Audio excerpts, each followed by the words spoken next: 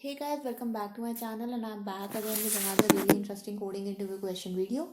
As you can see on my screen guys, today we are going to solve question number 80 of Leetcode called Remove Duplicates from Sorted Array Part 2. And before I start with the video guys, I just want to request you to do subscribe to my channel. Hit the bell icon for future notifications. If you have any questions, comments, suggestions for me, write down in the comment section below. I'll definitely address them. And in the end guys, give this video a big thumbs up, share it with your friends as well. Now without making any further delay, let's get started with the problem statement. So basically guys, we have got an array here. Let's just understand the problem from the example. So we have got a sorted array with elements which are actually in sorted order, but some of the elements are actually equal to each other. So for example, we have got 1, 3 times 2, 2 times and then 3.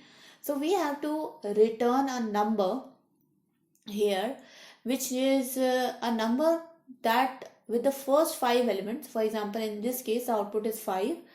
The first 5 elements are those sorted elements in such a case that every element can appear at most twice. So for example, if 1 is here 3 times, we can only include 1 2 times. We can only include 2 2 times, 3 only 1 time because 3 is only occurring 1. So in total there could be only 5 elements in this newly filtered out array. So that's why we are returning an output 5. Another example is here where the total numbers in the array is I think a lot, right? I'm not gonna count it, but the output is 7 because I'm including 0 2 times, 1 2 times, 2 a single time and 3 2 times. So because I'm considering all these elements at most twice only, that's why my function is returning 7. So we have to make sure that all the numbers are in the same order as they were in the before array. And that's about this problem statement. The constraints are pretty straightforward. The length of the array is from 1 to 3 into 10 to the power 4. The number could be minus 10 to the power 4 to plus 10 to the power 4. The numbers are in non-decreasing order. That means they are sorted. Also, we have to make sure that we should not use any extra space to return the array. We have to actually do an in-place in-place thing in our array. So we have to make sure that we are modifying the same array which we are given instead of creating a new one. Okay. So that was the problem statement guys, and let's get started with the solution. So first of all guys, let me declare a variable here k which we actually have to return, and I am going to initialize it to 1 because definitely there is going to be at least one element in the array, and if there is at least one element then we have to include that element in our resultant array. So by default the lowest value of k has to be 1. So that's why I am initializing k to 1. Then I will initialize two pointers here, I equals to 1 and j equals to 0. So this I pointer is equals to 1 because now this is the current index from where I will start traversing my new nums array. So basically guys, I have already considered that the first element of the nums array is going to be in my new array. So that's why the k value is 1. And now I want to compare the next element in the nums array, and the next element is going to be at index 1. So that's why integer I is initialized to 1. And then integer j is equals to 0, where j is the index of my newly modified array. So for my newly modified array, I am going to keep my index at 0 because from this index I will start comparing the newly modified array with my current nums array. Another thing, we have to make sure that every element is at most twice in our array. So definitely we have to maintain a count of each element. So obviously guys, here we have assumed that the first element of the array is going to be in the new array. So by default the count for that first element is already 1. So that's why I am initializing it to 1. Now let's get started with our loop.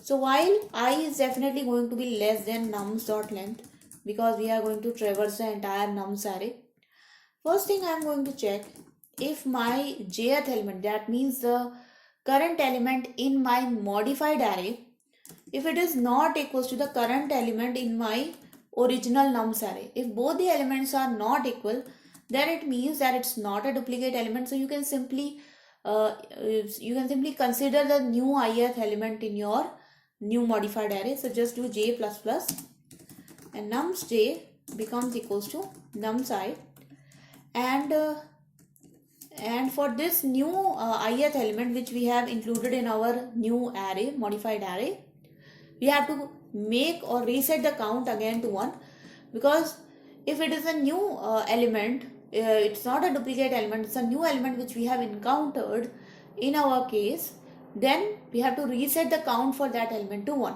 Okay, obviously guys, we have to ensure that k gets incremented as well, because every time you add a new element in your newly modified array, then you have to increase the count of k.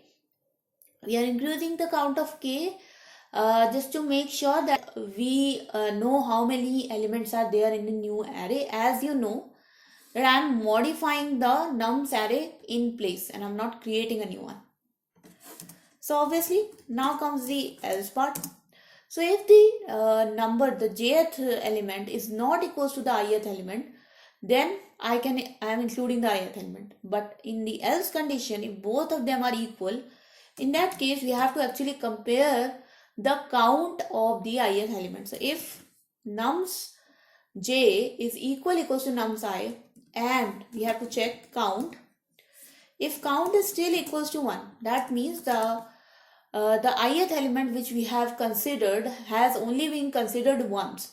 So it's duplicate, it's another duplicate we can still consider, because we are allowing two same elements in the array. So if the count is still 1, obviously we are going to include the element. So j plus plus nums j becomes equals to nums I, and obviously you are going to increment the count here. Count becomes count plus plus, and k value is also incremented.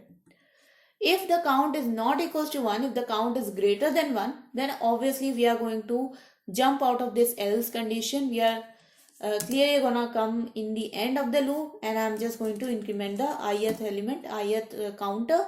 We are not going to consider that element, and we are going to jump to the next one. In the end guys, your k is going to hold the total number of elements which are going to be in the newly modified array. So all you have to do is return k. Let's run this code guys. Let's see if this actually works with our test cases.